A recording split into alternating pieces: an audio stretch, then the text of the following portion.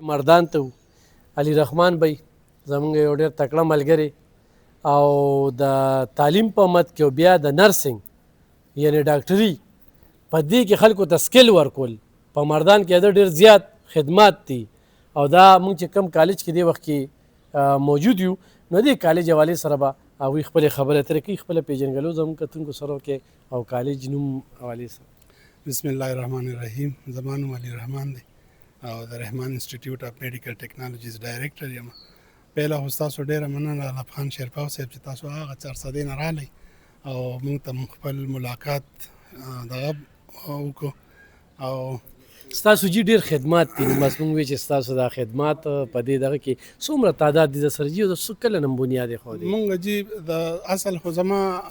ټایم وشو لکه زه 17 ایرز نه په دې پیرامیډیکس شعبې سره وابسته یم چې په دې کې مختلف سټوډنټان زمونږ په مختلف ډپارټمنټس کې اندرونی ملک او بیرونی ملک هغه لکه 1122 شو یا ډي ایچ کیو شو څونه چې دا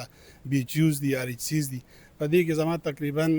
د 3-4,000 سټوډنټس چې دي دا سرکاري نوکران دي او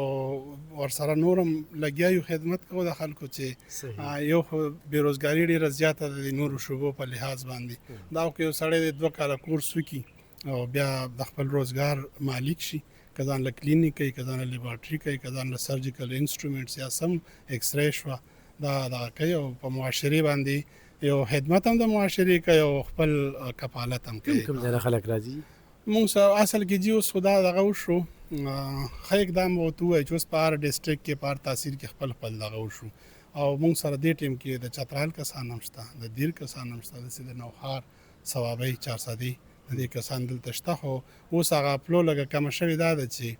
لکه په هر ډسټرکټ کې او په هر ښه اقدام به ورته ووایو دا انسټیټیوټس ډېر هم شو نو اوس لوکلی لکه اوس زه تاسو ته وایم په کاټلنګ کې خپل انسټیټیوټس دي په ثوابۍ کې خپل دي په شیرګړ کې خپل دي په تحبې کې خپل دي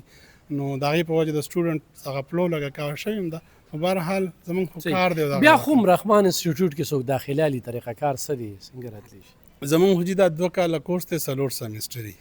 او موږ په سیشن کې 2 پیري اډمیشنز کوو لکه 6 میاشتې پس یو 6 میاشتې پس بل او ډي آی جي دفتر ته مخامخ پی ایس او پمپ دی کالج چوک کې هلته زموږ افیس دی او سهار نه واله مازدیګر 4:30-5 بجو پورې موږ دلته یو او چې څومره د میټریک سټوډنټس دي لاول خو هغوی ته دا دغه کوو چې ریزلټ یې آوټ شي نو ښه په سوچ سمج باندې دی خپل اډمیشنز خپل چا سره په مشوره وکړي د پوهې خلکو سره او اډمیشنز دا هم یو ښه فیلډ دی او اف ای اف ای سی هغه هم ټیک ده خو اصل کې سبق د 2 دغه دپاره ویلی کېږي نه یو خو موږ ټول غریبانان خلک یو هر سړی وایي چې یاره زما زوی میټریک وکړي او بس په روزګار باندې شي او بل دا چې یو سړی وایي هغه به یاره بي ای به کوي او بیا به ایم ای کوي او بیا به دغه کوي نو هغه هم ښه خبره ده خو زمونږ دغه زیات تر چې دي نو د انامپلایمنټ د وجې دا غټه مسله ده او غریبي ده د خلکو دا ډیپلوما زما په خیال چې زه سجیسټ کوم چې خلک د ډیپلومې طرف ته راشي نو زه په ینګ عمر کې او بیا دې په سبق وایي که نه لکه یو سړی بي ایس کوي او د بي ایس نه بعد ډیپلوما کوي نو لاول د ډیپلوما وکړي بیا د پیسې ګټي ځان له دې مخکې سبق صحیح. ګرانو کتونکو علي رحمان صاحب سره زما د انټرویو مقصد او مرام ده